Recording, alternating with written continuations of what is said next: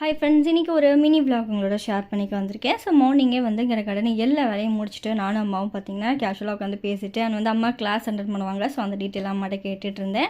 And இப்போ நீங்கள் பார்த்துட்ருக்கிறது நான் பியூர் அண்ட் நேச்சுரலாக ஹோம்மேடாக வீட்டில் ரெடி பண்ணுற ஒரு ஃபேஸ் பேக் தான். ஸோ இதில் வந்து 15+ இன்க்ரீடியன்ட்ஸ் நான் அதில் ஆட் பண்ணியிருக்கேன். நம்மளோட கஸ்டமர் நிறைய பேர் பார்த்திங்கன்னா யூஸ் பண்ணிவிட்டு சூப்பரான ஃபீட்பேக்லாம் நமக்கு கொடுத்துட்ருக்காங்க. ஸோ இது வரைக்கும் நம்ம ஃபேஸ் பேக் நீங்கள் ட்ரை பண்ணது இல்லை அப்படின்னா மறக்காமல் ஸ்க்ரீனில் தெரியிற நம்பருக்கு வாட்ஸ்அப் பண்ணுங்கள்.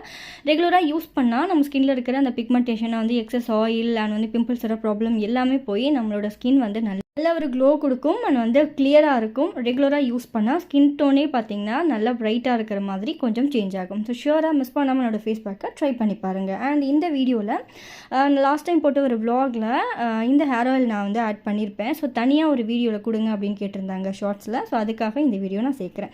வேம்பாலம் பட்டை வந்து இந்த மாதிரி அகலமான ஒரு கிளாஸ் ஜாரில் எடுத்திருக்கேன். வேம்பாலம் பட்டை எவ்வளோ வேணுமோ அந்தளவுக்கு எடுத்துகிட்டு வெட்டி வேர் கொஞ்சம். ஸோ நான் கொஞ்சம் ஃப்ரெஷ்ஷாக தான், இது வந்து நம்ம டபுள் பாயிங்லாம் பண்ண போகிறதில்ல.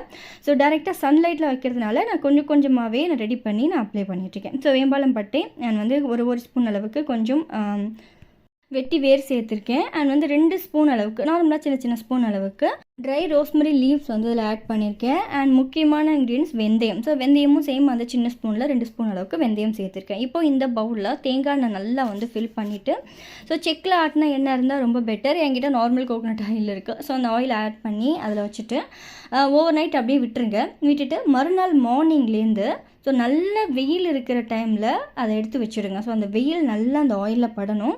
இந்த மாதிரி ஒரு 3 நாள் வச்சிட்டிங்க அப்படின்னா ஆயிலோட கலரே பார்த்திங்கன்னா ஒரு நாள்லேயே மாறி இருக்கும். பட் இருந்தாலும் ஒரு 3 நாளைக்கு அப்புறம் நீங்கள் பார்த்தீங்கன்னா இந்த கலருக்கு ஆயில் இருக்கும். ஸோ வேம்பாலம் பட்டை ரெகுலராகவே இந்த ஆயில் வந்து ஹேர் ஆயில் யூஸ் பண்ணலாம். உங்களுக்கு ரொம்ப ஹேர் லாஸ் இருக்குது அப்படின்னா ட்ரை பண்ணி பாருங்கள். நல்ல ஒரு பெட்டர் ரிசல்ட் வந்து இருக்கும். ஆயிலோட கலரே இந்த மாதிரி இருக்கும். இதை நீங்கள் டெய்லி யூஸ் பண்ணலாம். இல்லை வந்து ஹேர் வாஷ் பண்ணும்போது கூட அப்ளை பண்ணிவிட்டு மசாஜ் மாதிரி கொடுத்துட்டு ஹேர் வாஷ் பண்ணலாம். ஸோ இந்த ஹேர் ஆயில் எனக்கு தெரிஞ்ச ஒரு நல்ல ரிசல்ட் இருக்கிற மாதிரி இருக்குது. ஸோ அதனால் நான் வீடியோவில் ஆட் பண்ணேன். இந்த மாதிரி ஒரு பாட்டிலில் ஸ்டோர் பண்ணி வச்சுட்டேன்.